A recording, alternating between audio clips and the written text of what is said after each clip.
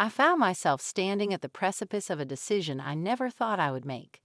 The weight of unspoken words and unmet expectations hung heavy in the air as I filed divorce papers, reaching a breaking point in my marriage with Mary. The catalyst of our unraveling was the presence of my overbearing mother-in-law, Susan, whose influence had cast a shadow over our relationship. As the ink dried on the papers, I couldn't escape the echo of our once promising union, now reduced to legal documents. The dissonance in our home had become too loud to ignore, fueled by Susan's well-intentioned yet suffocating presence. In the midst of this somber moment, Mary's voice pierced through the silence. "John, maybe this is what we need. A chance to breathe without the weight of her expectations." I nodded, the gravity of the situation settling on my shoulders. "I just want a chance at a different kind of happiness, Mary. One that doesn't come with constant scrutiny." Our dialogue lingered in the air, a mixture of sadness and acknowledgement. The decision was made, the papers filed, and the trajectory of our lives altered forever. Little did I know, this pivotal moment would set the stage for a journey of self-discovery and resilience in the face of unforeseen challenges.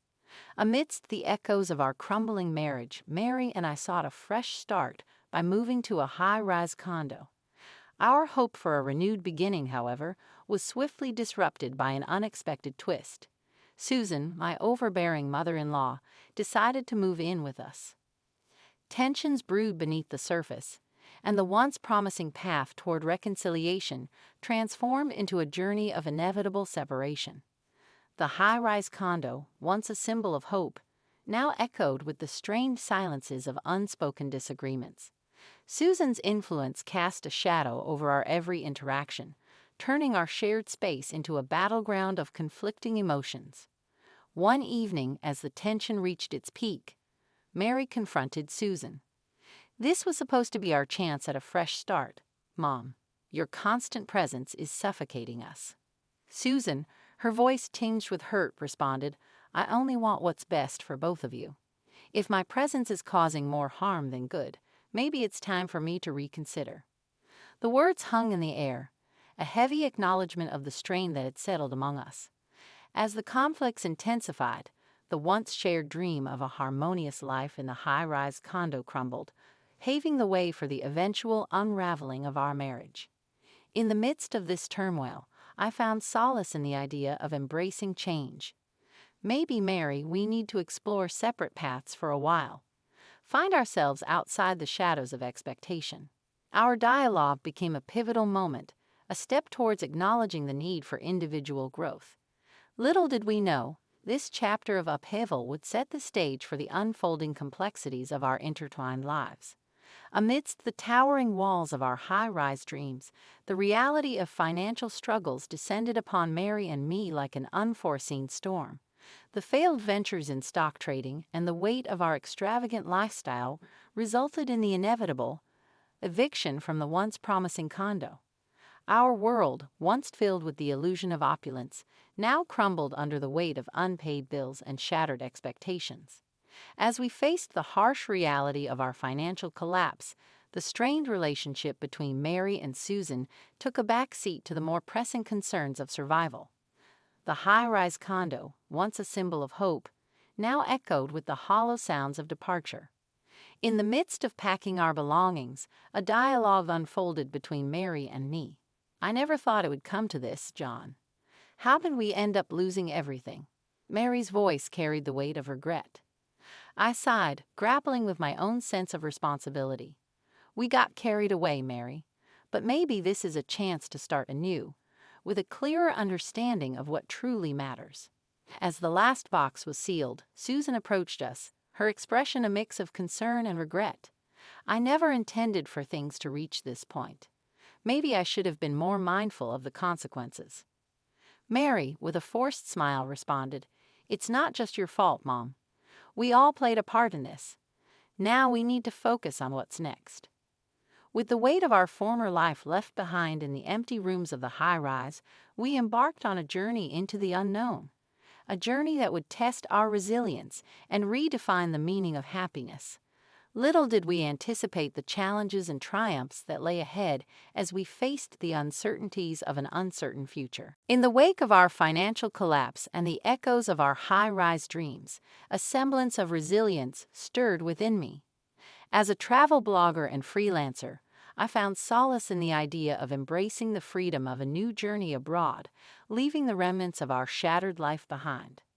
The decision to explore uncharted territories became a therapeutic escape, a chance to breathe in the fresh air of optimism. Through the lens of my camera and the strokes of my keyboard, I painted a narrative that mirrored the rejuvenation of my spirit. In the midst of my travels, a dialogue unfolded within me, reflecting on the newfound sense of freedom. This journey is more than just a physical one. It's a voyage into the unexplored realms of my own resilience, I mused, capturing the essence of my reflections. Encountering new landscapes and faces, I found myself engaged in dialogues with fellow travelers who shared tales of their own journeys.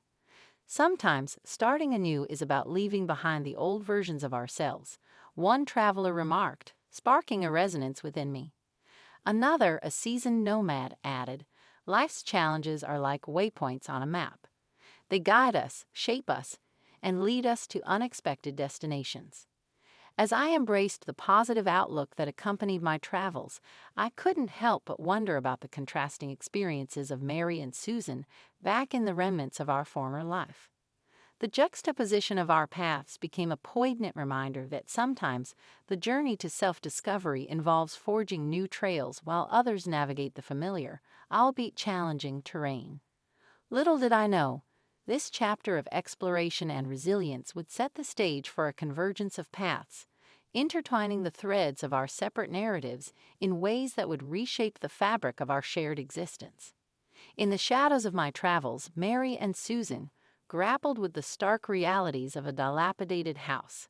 The once luxurious high-rise condo now seemed like a distant memory, replaced by the echoes of financial difficulties and the strain of rebuilding in a less than ideal setting.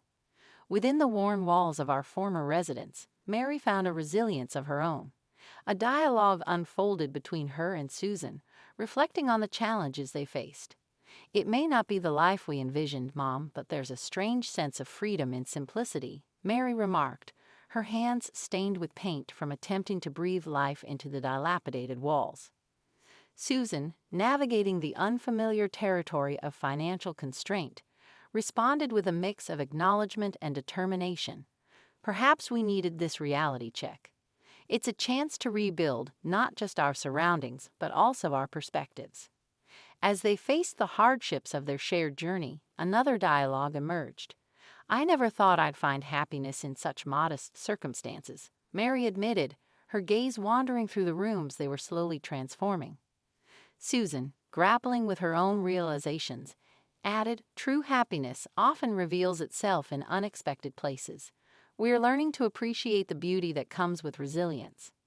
In the shadows of their struggles, Mary and Susan discovered a newfound strength within themselves and each other. As they worked to transform the dilapidated house into a home, the shared experiences became the foundation for a deeper connection. Little did they know, their separate journeys of rediscovery would soon intersect, weaving a tapestry of shared resilience and unexpected happiness. Amidst the echoes of transformation within the dilapidated house, a communal spirit flourished among the residents of our once neglected neighborhood. Inspired by the positive changes taking root, I felt compelled to foster a sense of community by organizing a neighborhood cleanup day. As residents gathered armed with brooms, garbage bags, and a shared commitment to revitalizing our surroundings, the air buzzed with newfound camaraderie. Laughter and conversations replaced the once muted tones of neglect, and a collaborative spirit took hold. During the cleanup, dialogues unfolded among neighbors, highlighting the significance of collective efforts. "It's incredible what we can achieve when we come together," remarked one neighbor, wiping sweat from their brow. Another, holding a bag of collected trash, added, "This feels like a fresh start. I never thought our little corner of the city could look so vibrant."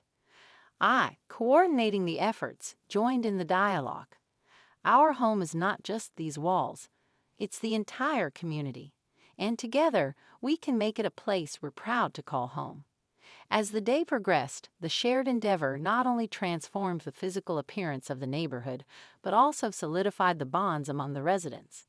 Sweeping away the remnants of neglect, we discovered the transformative power of unity, realizing that, indeed, a small collective effort could bring about significant positive change. Little did we know, this cleanup day marked not only a chapter of communal renewal, but also set the stage for future collaborations, creating a tapestry woven with threads of kindness, shared experiences, and the strength that comes from coming together in the face of adversity.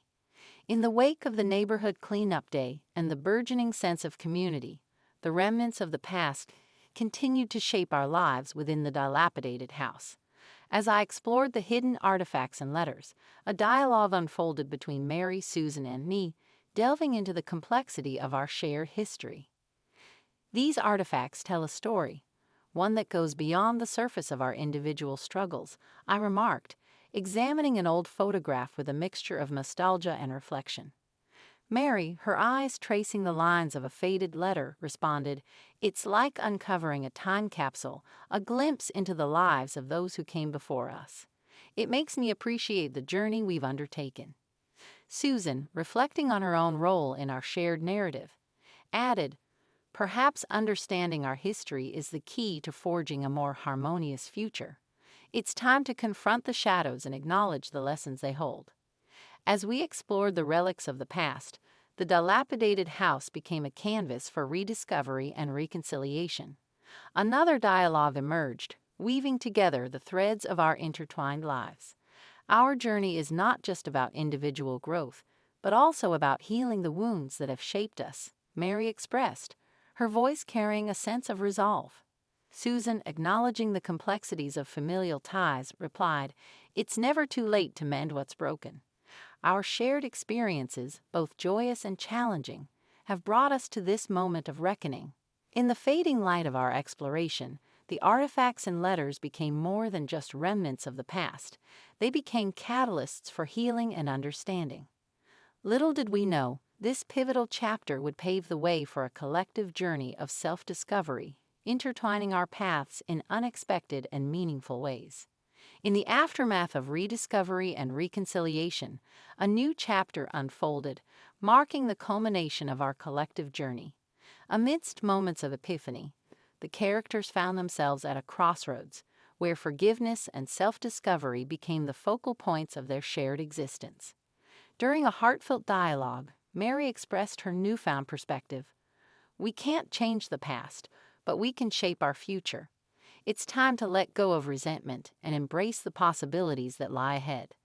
Susan, reflecting on her role in the family dynamic, replied with a sense of humility, "I've come to realize the impact of my actions.